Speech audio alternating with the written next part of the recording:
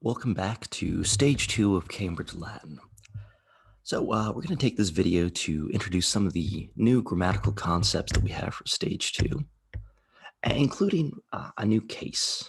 So in the first set of videos for stage 1, we were introduced to the ablative and the nominative case. Now we're going to get a third case, a very useful case called the accusative case, which is the case that's usually used to describe the thing to which the action of a verb is done. So receives the action of a verb, or later on we'll also see that it can be used to express motion. Uh, Talking about verbs, we're going to also discuss the difference between a verb that expresses motion towards a direct object or one that does not express any action towards a direct object. This is called being transitive versus intransitive. I know that this is a lot of heavy grammar knowledge that you're learning from this, but sometimes I like to say that learning Latin is not always just because you get to learn an interesting, almost secret language, but also because it makes you much stronger in your command over English grammar, because all these terms apply also to English grammar. Even the difference between a nominative and an accusative. Believe it or not, English used to have cases. And we do see some words that have preserved that, but we'll talk about that later. So in order to know whether we've successfully achieved these goals, we're going to see if we have, by the end of this, an understanding of how the accusative case works and how it relates to the other case usages that we learned last stage. We're also going to be able to see the accusative case, just like the other cases, in the first, second, and third declensions. Remember, the declensions are the categories that govern the forms of the different endings, the forms of the different case endings. Now, there are a total of really more or less five cases in Latin, and there are 5 declensions. So the cases exist in all the different declensions. They just end differently, or they're formed differently based on those declensional categories.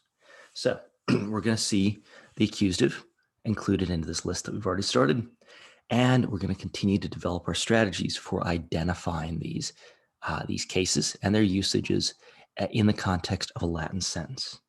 And by the end of this, we're also going to build on our knowledge between the difference between a linking verb. So we saw that last time as an est, and then these 2 different types of doing verbs, right? Transitive and intransitive. So let's jump into it. Now, reviewing what we saw yesterday, or I should say in our last set of videos for stage 1, what we're going to do is we're going to review what the nominative and ablative are. And remember that the nominative is the subject of a sentence. It's the subject of a sentence, and it is highlighted blue for us. And in the first declension, it is an A.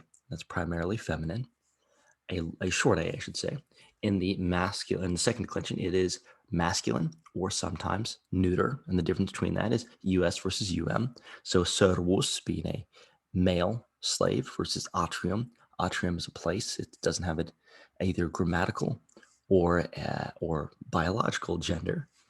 And then remember that we said that the third declension is the catch-all category, and it can have all sorts of different endings: is, o, ns, or, x, all sorts of things. So we can just sort of put that as a question mark there, or maybe just keep it open to remember that that's the catch-all.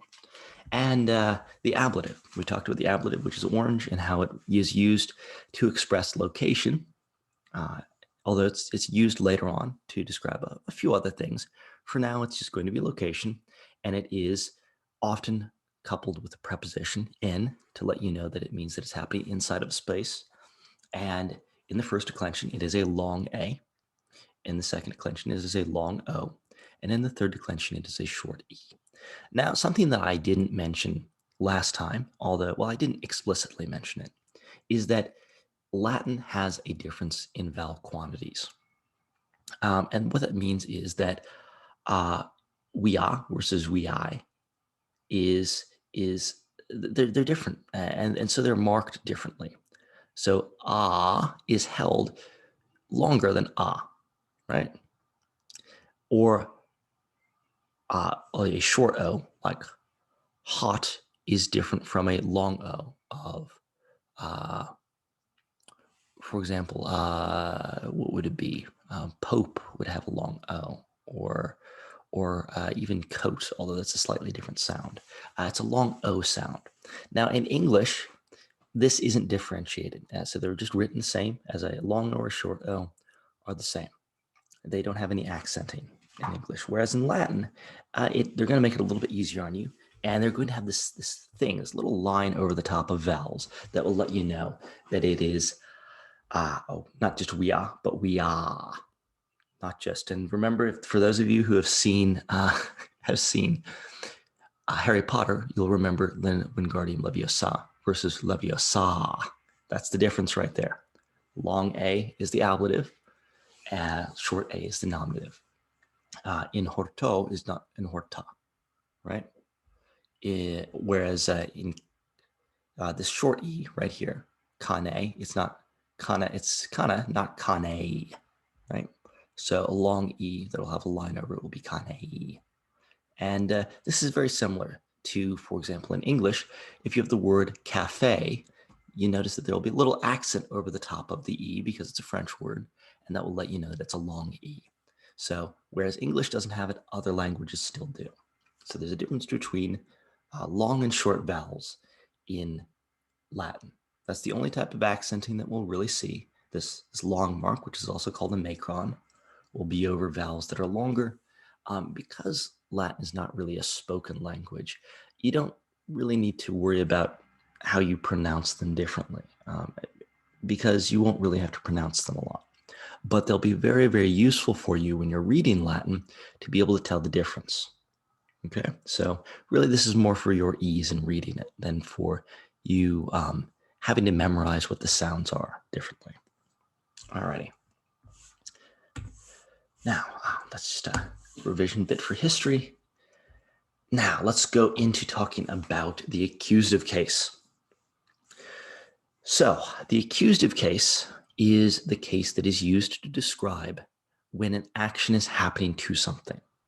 So, Latin is sometimes a violent language, so we'll use the word punch, the verb punch. So, punch is an action, not the drink punch. So, let's just have a nominative subject and say, the man punches. That's a perfectly good sentence. The man punches. So vir pulsat would be the sentence in Latin. Now, in Latin, if you want to describe that the man punches let's just be violent and say the man punches the slave. That word that is receiving the action of being punched is going to be in the accusative, and it will end in an M. So it would be vir serum pulsat. Notice also, if you're listening very, very carefully, you'll hear that the word order is a bit strange there. The verb comes at the end. Now, there are two types of verbs in terms of more or less doing verbs, and those are transitive verbs, and those are the types of verbs that will take a direct object. That's to say, they transfer action to a noun, and the noun that they transfer action to is going to be in the accusative. It receives the action. Now, there are certain verbs that are called intransitive, which do not transfer action, right? So, for example, in English, we have the verb runs, and this does not necessarily, there's two definitions to run. So you can say he runs the store, and that is transitive, meaning that he manages. And what is the thing that he manages? He manages the store. And then there's another verb that is also runs, that is intransitive. So for example, he runs, as in he engages in the action of locomotion. And you don't say that he runs, what does he run? He just runs. You can say that he runs in a race. But in that case, in a race is describing where he's doing it. It's not transferring any action. And that, as we know in Latin, that in the race would be an ablative. So it's not going to take an accusative. So he runs in the race. Is an intransitive statement. It's not transferring any action. The action of running is happening. He is doing that action, but he's not doing that action on anything. So it is not receiving the action with the accusative. Now, intransitive verbs can have something that that sort of helps them describe the action, and that's going to be called an indirect object. It will use yet another case that we'll learn in a few stages called the dative. It's going to be highlighted in the pink, but you don't need to know that yet. That's just a little bit of extension for you so that you're used to the word for when we do introduce it. So all you need to know is that some verbs will transfer action, and those are transitive, and other verbs will not transfer action, and those are intransitive. The verbs that do transfer action will take an accusative. All right, so let's see how they're formed. As I said, they're simply formed with an M. Very, very easy. So in the first declension, we notice that the first declension is formed often with an A. Add an M to the end of that A. So if it is weah, it is going to be weam. If it is a second declension, it will be US or UM. Now, it wouldn't make sense to leave the US there. So we'll just take off the S and we'll add an M. So if you were doing something to the slave, remember our sentence that we said about the wir servum pulsat. Servum right there is the accusative. It's receiving the action of being punched. I'm going to cut off the S and add an M. Now, if the noun is neuter, like atrium, so let's just say that you're doing something, you're punching the atrium. Why you would punch the atrium, I'm not sure. But if you wanted to punch the atrium, let's just say the man has anger issues and he's going around punching everything, it would still be wir atrium pulsat. Now, even though its nominative form has a UM on it, we're going to keep the same form because M indicates usually that it's in the accusative. And this is again where things get a little bit tricky, because if you know that atrium is going to be a neuter, then you know that its nominative form and its accusative form are the exact same. And that could make things tricky. But that's only when it comes to neuter second declensions. Most of the time, it'll be fairly clear-cut what the difference is. Now, for third declensions, many of them will be formed with an E somewhere in there. Now, you just add an M or an EM to the end of that word, and that will help you differentiate. So, for example, if you have the third declension noun mercator, or maybe more familiar to you is the word actor, which is also third declension, you add an EM to it. So it's mercatorum or actorum.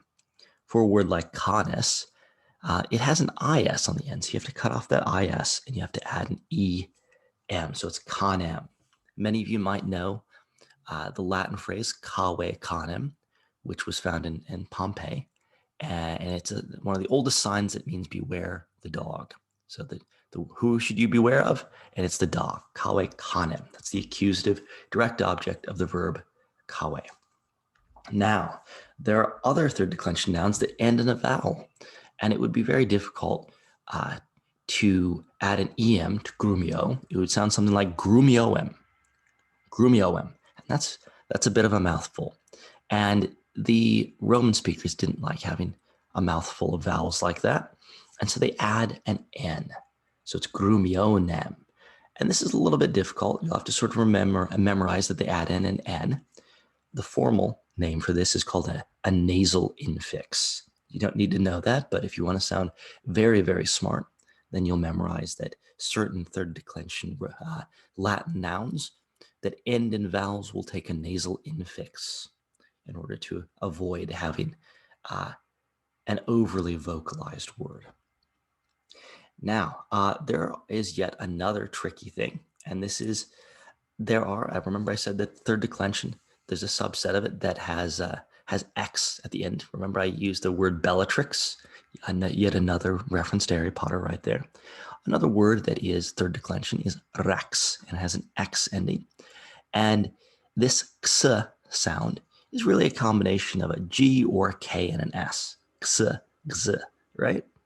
So as a result of that ks or gs, you're going to cut off the S, just like over here with servus, you take off the X, or so the S, take off that S sound, and you're just left with a K or G sound.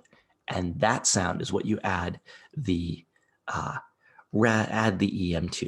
It would sound very weird to the Roman ear, at least, to make it rexum, right? Or Yeah, rexum. That would be very weird to them. So they made it regem or recem. G and their C are more or less the same sound. So those, especially towards the third declension, things get a little bit confusing, but you don't need to memorize all that. If I'm going to sum this up in one sentence, for the accusative, just remember to add an M. So for the accusative, just remember to add an M, and that will be the word that receives the action of a verb. All right. This is the full chart. Remember how I said this is a mathematical language and that we like charts? Well, here's evidence for you right here. So nominative is the subject, it's the doer of the verb. Accusative is the direct object, it's the receiver of the action of the verb. And ablative is describing the location in which the action happens. All right. In our next video, we'll go through the model sentences and see how all of these bits of grammar come together. I'll see you there.